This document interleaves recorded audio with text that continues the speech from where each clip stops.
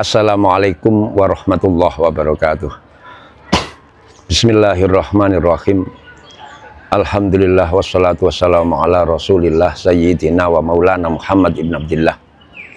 Asyhadu an la ilaha illallah wahdahu la syarikalah wa asyhadu anna Muhammadan abduhu wa rasuluh. Allahumma sholli wa sallim wa barik ala sayyidina Muhammad wa ala ali sayyidina Muhammad. Qalu subhanaka la ilma lana illa ma 'allamtana innaka antal alimul hakim.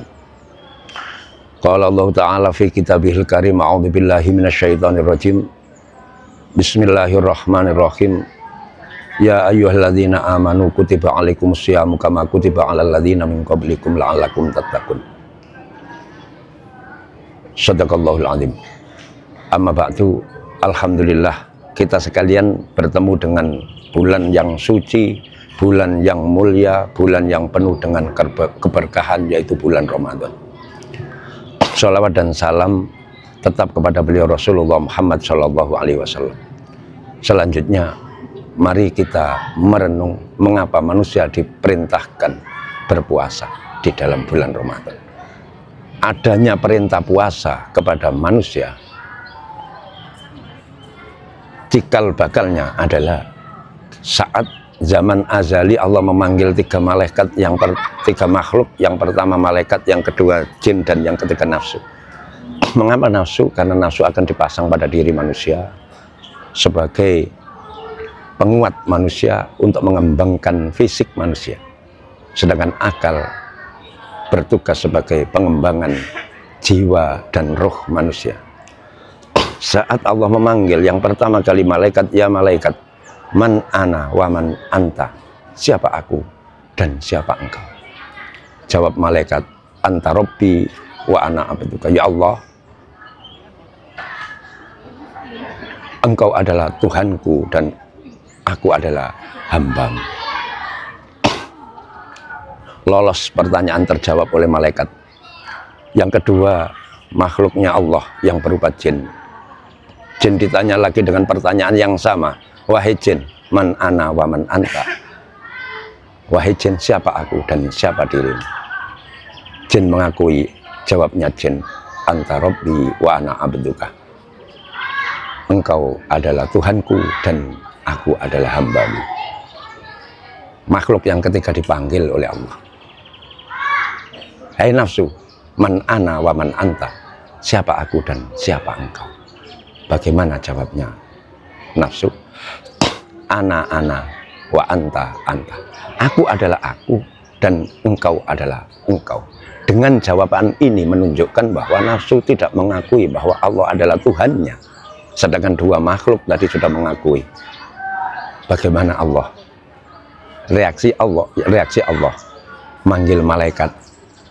Hei malaikat, silakan nafsu ini dibakar selama 70 tahun di api neraka. Akhirnya nafsu dibakar selama 70 tahun.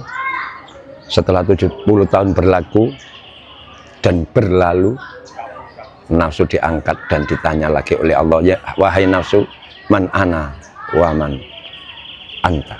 Siapa aku dan siapa kamu? Jawabnya nafsu tetap dalam posisi yang pertama. Engkau adalah engkau dan aku adalah aku.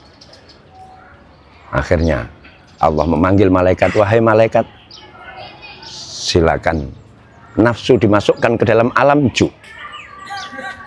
Akhirnya nafsu dimasukkan ke dalam alam ju selama 70 tahun.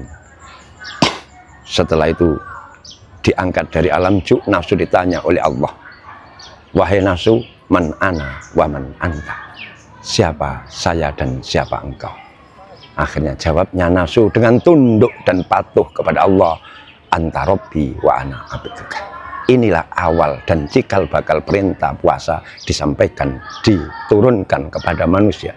Artinya di dalam ayat Al-Baqarah, surat Al-Baqarah ayat 183, ya ayyuhalladzina amanu kutiba 'alaikumus syiyam kama kutiba 'alal ladzina min qablikum. Ending daripada ayat tersebut adalah la'allakum tattaqun, agar kamu bertakwa, agar kamu takut kepada Allah. Dengan adanya nafsu dimasukkan ke dalam alam ju. Alam ju yaitu alam lapar, alam haus. dengan adanya nafsu masuk ke sana, akhirnya nafsu menjadi luluh, nafsu akhirnya tunduk kepada Allah dan mengakui bahwa Allah adalah Tuhannya. Akhirnya ayat 183 dari surat Al-Baqarah diturunkan untuk kita semua umat Islam. Maka harapan Allah bagaimana dengan puasa, diharapkan oleh Allah ketika kita selesai melaksanakan ibadah puasa, kita semakin dekat kepada Allah, bertakarub kepada Allah, semakin baik kepada sesama makhluk dan sesama manusia. Semoga dengan pengajian yang singkat ini kita menjadi manusia-manusia yang semakin hari semakin baik dan semakin hari semakin bertakwa kepada Allah Subhanahu wa Ta'ala. Mudah-mudahan manfaat dan mohon maaf atas segala kekhilafan dan kekurangan. Wallahu a'lam. Assalamualaikum warahmatullahi wabarakatuh.